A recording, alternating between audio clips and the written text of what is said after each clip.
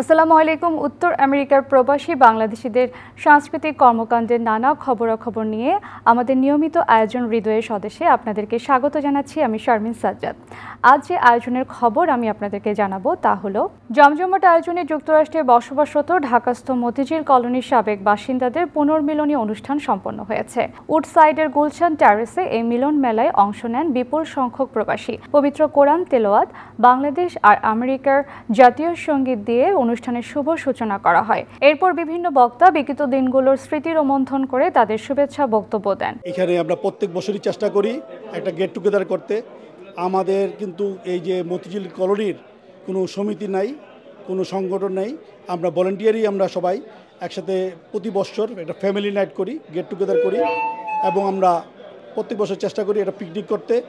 যার কারণে আমরা বিভিন্ন জেলার মানুষ, বিভিন্ন অঞ্চলের মানুষ হলেও আমরা যেভাবে এখানে রয়েছি, ঠিক আমরা ঢাকায় মতিঝিলেও থাকতাম, আমরা কোনো জেলার কোন থানার আমরা কখনো চিন্তা করতাম না। আমরা সবাই একটা পরিবার, আমরা সেই ধারাবাহিকতায় এখানে ধরে রাখার চেষ্টা করছি। আজকে সবাই এখানে আসছি একত্রিত হওয়ার জন্য ঈদ পুনর্মিলনী মতিঝিল কলোনি। খুব ভালো লাগতেছে একটা অনুষ্ঠান করার জন্য, সবাই একসাথে হওয়াতে সবাইকে দেখতে পারতেছে, অনেক পরিচিত মুখ, অনেক স্মৃতি আসছে। কলোনিতে যখন কী করতাম ছোটোকালে, আমরা আইডিয়াল স্কুলে পড়াশোনা করেছি, এখানে আমার অনেক স্কুল ফ্রেন্ড যারা আসছে তাদেরকে দেখে খুব ভালো লাগতেছে। আজকে নানান পর্বে ভাগ করা এই মিলন মেলায় স্মৃতিচারণ ছাড়াও ছিল মুখরোচক খাবার, নির্মল আড্ডা আর মন মাতানো সাংস্কৃতিক পর্ব।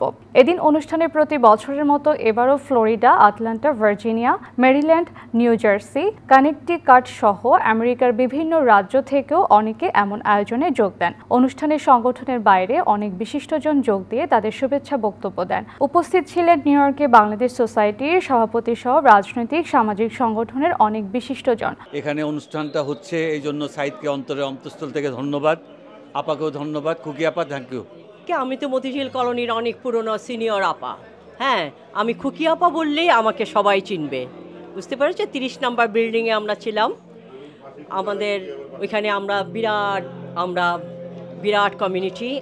ওইখানে আমার বয়হুড থেকে শুরু করে আমি কলেজ, ইউনিভার্সিটি পর্যন্ত ওইখানেই ছিলাম। অনুষ্ঠানের সাংস্কৃতিক পর্বে ছিল দেশ ও প্রবাসের শিল্পীদের মনোজ্ঞ পরিবেশনা। এই ছিল আমাদের আজকের হৃদয় সদস্যের আয়োজন। আগামীতে আবারও দেখা হবে। সেই অবধি সবাই ভালো থাকুন, সুস্থ থাকুন।